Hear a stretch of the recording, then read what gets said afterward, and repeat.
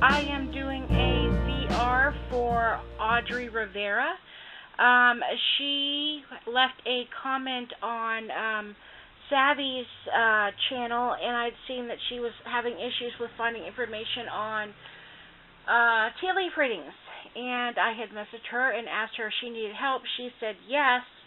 So I told her, give me a couple of days, and I would actually do a tea leaf reading for her. So, well, not a tea leaf reading, but a tea leaf reading video type thing. So, first off, we're actually going to start out with different types of tea. I actually have quite a few teas here that I drink on a regular basis that I can share with everybody. Wouldn't you know it? Oh, okay, so police officer decided to pull somebody over out here at the end of the street. Okay. Yeah, our house is weird some days. It's like I start recording, the phone rings. I start recording, there's sirens going on. I start recording, somebody knocks at the front door. The Murphy's Law. Okay, so back on track. The first thing that I have here is a Tetley green tea with ginseng. I also have a Celestial Seasonings here with chamomile. I have a President's Choice Chocolate Mint black tea.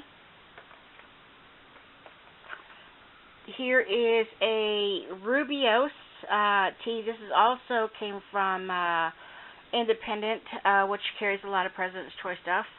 Then there is a Bengal Spice by Celestial Seasonings. Then we have a Sleepy Time. And we have a Tetley Earl Grey Vanilla. Not really too happy with this. It tastes more vanilla than it does Earl Grey. But I do like vanilla. I just wish there was a lot more bergamot orange in this to actually taste the Earl Grey. And finally, we have a Chai Tazo. So, I will get back to the teas in just a second. We're going to focus on cups.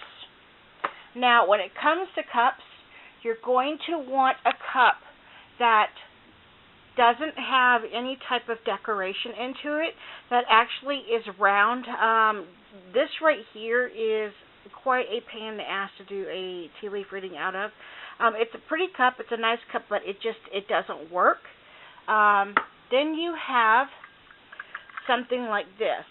This is excellent for a tea leaf reading, but for me, I find that having a cup with a U-shaped bottom to it, or a U-shaped cup that's a little bit deeper, you get more saturation of tea leaves on the sides of the cup because of the gravity is so much heavier in a cup like this.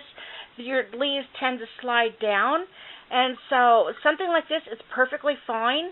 I actually have something that I do because of tea being water, being a liquid aspect. I see this as a spiritual. So when I'm asking questions, I'll actually, though everything that's in here would represent a spiritual aspect. And this right here would be the physical aspect because this actually holds this. So whatever's left over here, I will turn upside down, and whatever symbols appear on this, I will actually take as a physical aspect. So the flowery motif that's on this really would not work for me doing a tea leaf reading using this. So you're going to want something that doesn't have decoration on it. Outside decoration, perfectly fine. It's just, this is just my little quirk that I don't like. The cup my favorite cup, as you can see, this is my favorite tea leaf reading cup. This is like 1960s. It's like a really, really old cup, and it has got the really deep wide bottom, or the narrow bottom but the wide top, and I really, really like this because it's easier to maneuver and it's even easier to look at to see the stuff. Periodically, I will actually use, this is a really, really big, deep coffee cup. And again, the sides, there's a lot to actually, like my whole entire fist can fit into that. So you can actually get a lot more surface area when it comes to sloshing around the liquid to get more of the symbols and stuff on the inside of the cup. So with that in mind, what I'm going to do is I actually have a couple of tea bags in here that's actually soaking, and I'm not going to waste the tea. I'm actually going to wind up putting it in my garden afterwards. So I'm going to set everything up here, and I'm going to come back to you guys in just a sec. Okay, this is the Tazo tea bag. Now, if you notice, the tea is very grainy. The granules in the tea, after slushing around a couple of times, there's not really a heck of a whole lot that's actually adhered to the side of the cup. So when you're done drinking your tea, you're going to slosh it around in a counterclockwise direction, and then you're going to take the rest of your tea. This is called what's known as cupping, and you're actually going to pour your tea out onto the surface, and you're going to want to let it rest for a couple of seconds to drain off any of the fluids. While you're drinking your tea, like your tea should be a kind of like a meditative moment where you've got candles and incense and nice music. You're actually putting yourself into a meditative state to think about some of the things that you need to know about. And having a little bit of a tea ceremony for yourself to actually get back in tune with where you are at that moment, what needs to be done. This is great for actually, getting a better perspective on things. So when you're done with that, you're going to flip the cup back over. And with the cup, for me, there is actually, we'll start here. So looking at the cup from this point of view, the handle should be facing away from you. So anything from handle here moving down to the 6 o'clock position, this means it's the stuff that's actually coming towards you. From this point here, back to the handle is actually moving away from you. And just as you have a past, present, future with the tarot cards, there's also a past, present, future with cups as well.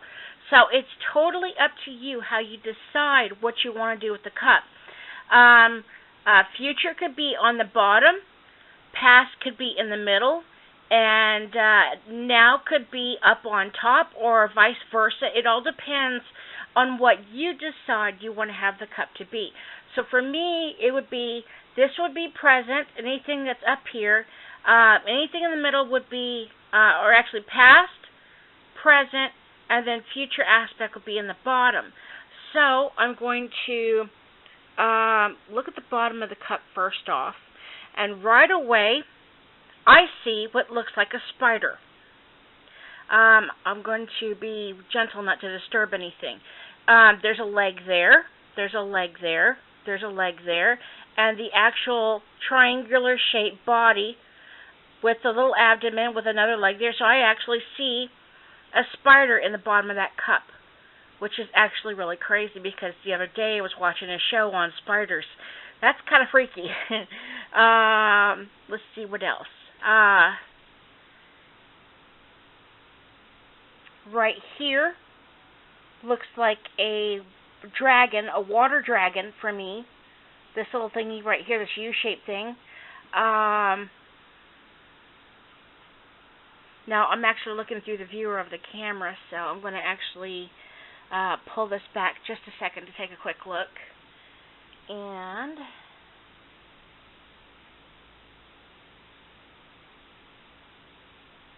what else do I got going on here?